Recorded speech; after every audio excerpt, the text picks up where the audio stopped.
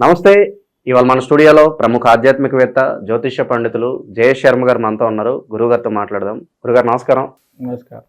గురుగారు, మార్చ్ నెల 2025 వృషభ రాశి వారికి ఎలాంటి ఫలితాలు ఉండబోతున్నాయి, ఎలాంటి రెమెడీస్ చేసుకుంటే బాగుంటుంది అంటారు? శ్రీ గురుభ్యో నమః. శ్రీ మహాగణాధిపతి నమః. సరస్వతి నమః. ఓం శ్రీమాత్రే నమః.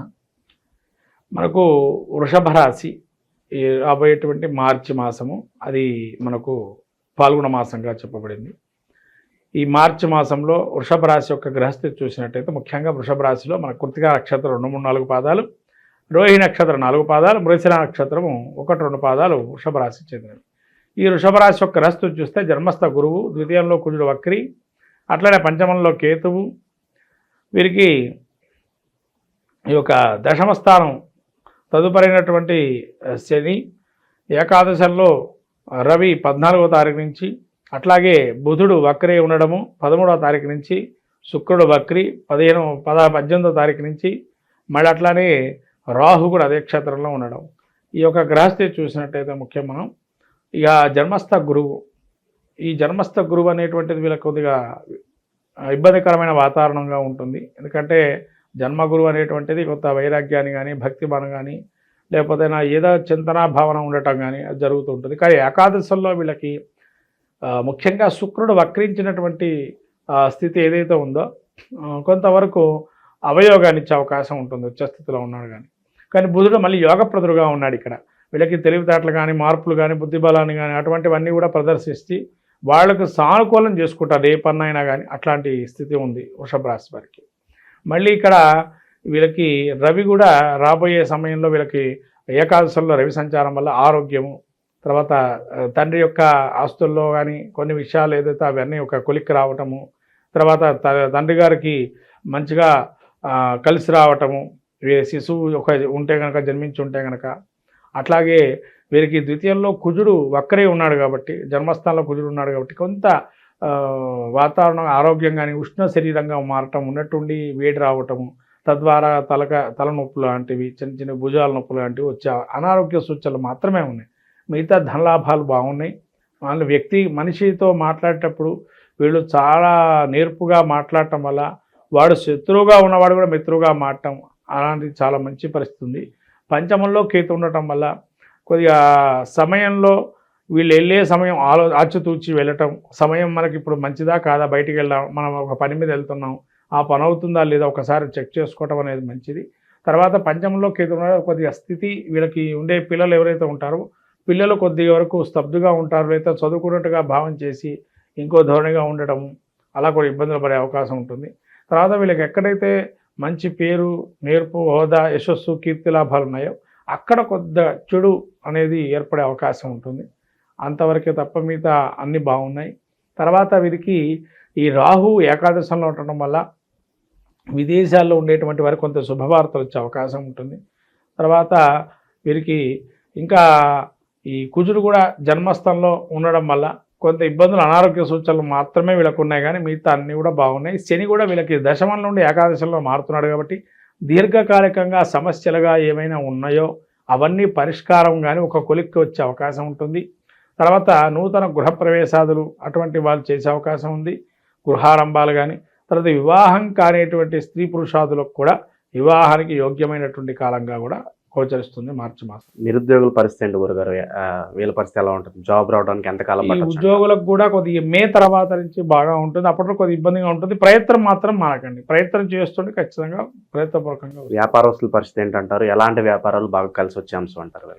వ్యాపారంలో వీళ్ళకి విదేశీ సంబంధమైన వ్యాపారాలు కానీ, లేదా విదేశాలకు ఎక్స్పోర్ట్ దిగుమతులు చేసే వ్యాపారం కానీ, తర్వాత వీళ్ళకి సర్జికల్స్కి సంబంధించిన కానీ ఆపరేషన్ థియేటర్ కానీ, వైద్య రంగంలో నిపుణులు కానీ వాళ్ళకి బాగా యోగదాయకంగా ఉంటుంది వృషభ రాశి వారికి.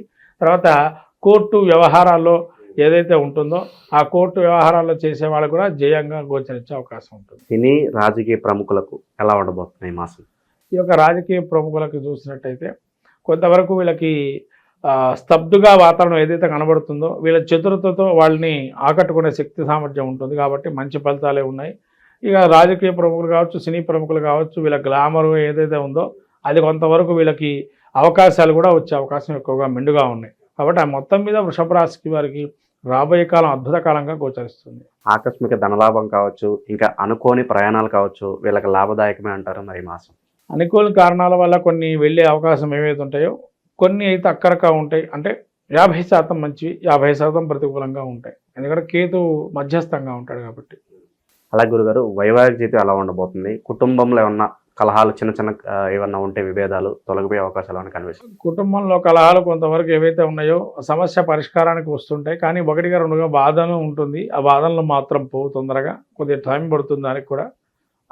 ఇంకొక నెల పడే అవకాశం ఉంటుంది. వాదనలు మాత్రం జరుగుతూ ఉంటాయి.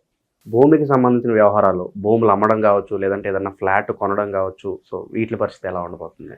భూ సంబంధమైన వ్యవహారాలు కూడా వీళ్ళకి స్తబ్దుగా ఉంటుంది. ఓ మెట్టేద్దామా వద్దా, మళ్ళీ ఏమవుతుందా లేదా ఒక ఇబ్బందులతో ఉంటారు. కానీ ఆపై మాసంలో ఏదైతే ఉందో మంచి ఫలితాలు వస్తాయి. ఈ వృషభ రాశి వారికి ముఖ్యంగా ఇంకా నీచస్థితి శుక్రుడు ఏదైతే ఉందో వీళ్ళకి ఏకాదశంలో ఉన్నాడు కాబట్టి కొంత వ్యతిరేకమైనటువంటి ఇబ్బందులు అనేవి ఉంటాయి. ఏ పనులు మొదలుపెట్టా స్తబ్దుగా ఉండడము, లేదా ఖర్చులు అధికంగా కావటము, లేదా వాళ్ళు చెప్పిన మాట ఇంట్లో వాళ్ళు చెప్పిన మాట వినటం, వాళ్ళ వల్ల తగాదులు రావటం, ఇవన్నీ కూడా కొన్ని అవకాశాలు ఉన్నాయి. ఈ బుధుడు మాత్రం వక్రీకరించి ఉన్నాడు కాబట్టి ఏకాదశంలో బుధుడు సమయస్ఫూర్తి ఆలోచనతో వాళ్ళు మాట్లాడించి ఒప్పించే స్థితిని తెచ్చుకుంటారు. తద్వారా పరిష్కారం అవుతుంది ఆ సమస్యకు కూడా. అయితే ఇంకా వృషభ రాశి వారు మంచి ఫలితాలు కూడా ఇంకా పొందాలి అనుకునేటువంటి వారు ఎవరైతే ఉన్నారో సుబ్రహ్మణ్య క్షేత్ర దర్శనం చేసుకోవటం, అట్లాగే ప్రతి బుధవారం కానీ లేదా శుక్రవారం కానీ విష్ణుమూర్తి గుడికి వెళ్ళి అర్చన చేసుకోవటం అనేది చాలా మంచిది. ఒకవేళ అవకాశం ఉంటే ఇంట్లో అయినా వీళ్ళు విష్ణు సహస్రనామాలు పారాయణం చేసుకోవటం వల్ల మంచి ఫలితాలు ఉంటాయి. ఏదన్నా దానాలు చేయాల్సి వస్తే ఎలాంటి వస్తువులు దానం చేస్తే బాగుంటుందంటారు? వీళ్ళు ఎక్కువగా కాస్మెటిక్స్ లాంటివి ఎవరైతే ఎక్కువగా కొనే అవకాశం ఉంటుంది కాబట్టి ఆ డబ్బు వెచ్చించే దానికంటా ఏదైనా అమ్మవారి గుళ్ళో వీళ్ళు ధాన్య రూపంగా కానీ లేదా ద్రవ్య రూపంలో కానీ దానికి సంబంధించిన నైవేద్యానికి పెట్టే సామాగ్రిని కనుక ఇస్తే చాలా మంచిది. మొత్తం మీద ద్వాదశ రాశులు ఈ యొక్క పాల్గొన మాసంలో మనం చూస్తే ప్రతి రాశి వారికి ఒక్కొక్క ప్రక్రియ చేసుకోవటం వల్ల మెరుగైన ఫలితాలు ఉంటాయి.